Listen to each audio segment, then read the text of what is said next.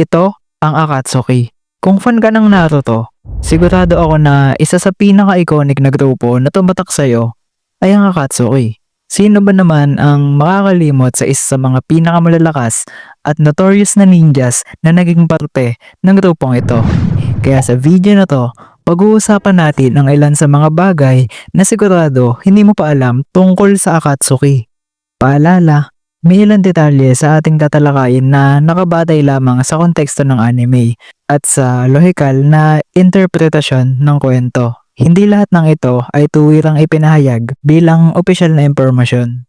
Okay, so dumako nga tayo sa pinakauna sa ating listahan. For sure lahat naman sa inyo ay napansin na merong suot-suot na singsing ang bawat miyembro ng Akatsuki. Probably may iba rin sa inyo na magtataka kung ano nga ba ang purpose nito.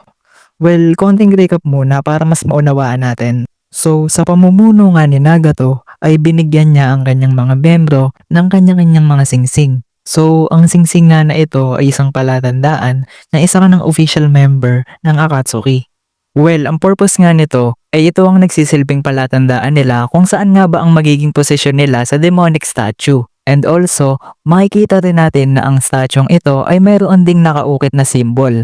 At ang symbol nga na iyon ay tinatawag na kanji kapareho sa nakaukit sa mga singsing nila. And una nga rin natin itong nasaksihan noong nagawa nilang makapture ang One Tail na pagmamay-ari ni Gaara. So sa madaling salita ay kailangan nga nila ito upang mas mabilis nga nilang mai-transfer ang bawat tail beast sa demonic statue.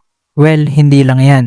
Dahil isa rin talaga sa nagpa-iconic sa mga Akatsuki ay ang suot nilang mga balabal na may nakadesenyong pulang ulap. Sigurado ako na may iba sa inyo na nag-iisip na design lang to para magmukhang maangas sila. Pero ang totoo ay may mas malalim pa nga itong kahulugan. Dahil kung maalala natin, ang Amigakure ang bayang pinagmulan ng Akatsuki. Isang lugar na halos hindi matapos ang digmaan, pati na rin ang pag-ulan. Dahil dito, ang pulang ulap sa disenyo ng Akatsuki ay hindi basta lamang simbolo dahil ipinapakita nga nito ang ulan na hinaluan ng dugo, isang paalala ng sakit, galit at kawalan ng hustisyang naranasan ng kanilang bayan. Para kay Nayahiko, Nagato at Konan, ang ulap ay sumisimbolo ng kalungkutan habang ang pulang kulay ay kumakatawan sa dugo ng mga biktima ng digmaan.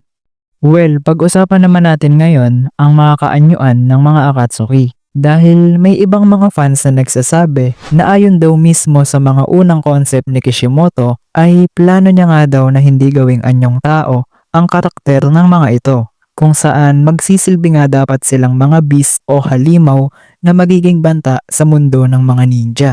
Pero bagamat hindi nga ito natuloy, ay masasabi pa rin nating na-apply niya pa din ito sa ibang mga karakter, tulad na nga lang nila Zetsu, Kakuzu at si Kisame. Pero bago tayo magpatuloy, kung gusto mong updated sa ganitong klaseng mga content, like and subscribe. Ngayon ay pag-usapan naman natin ang meaning ng maskara ni Obito. Alam mo ba na ang tatlong mask niya na ito ay nagre-represent ng important role para sa kanya? Sa katunayan, ang yellow mask nga nito ay konektado sa Nine Tails event kung saan makikita natin sa kanyang maskara na may simbolo nga ito ng Nine Tails. While ang orange mask naman ay related sa kanyang Mangekyo ability na kung tawagin ay Kamui. And lastly, ang white mask. Ito naman ay reference sa Mugen Tsukuyomi. Naaalala niyo rin ba itong member ng Akatsuki?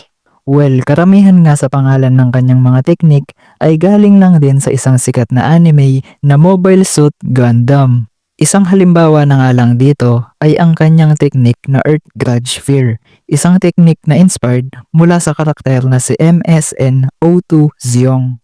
Ngayon ay pag-usapan naman natin ang tungkol kay Itachi at Jiraiya. Alam mo ba na pareho silang namatay sa iisang araw? Well, sigurado ako na hindi ito mapapansin ng mga nanonood lang sa anime dahil hindi nga gaanong binibigyan din ang timeline ang anime kumpara sa manga. Dahil sa manga, habang nakikipaglaban si Itachi kay Sasuke, si Jiraiya naman ay kasabay na nakikipaglaban kay Pain. At ang nakakalungkot, noong namatay si Jiraiya, ay namatay din si Itachi makalipas lamang ang ilang oras.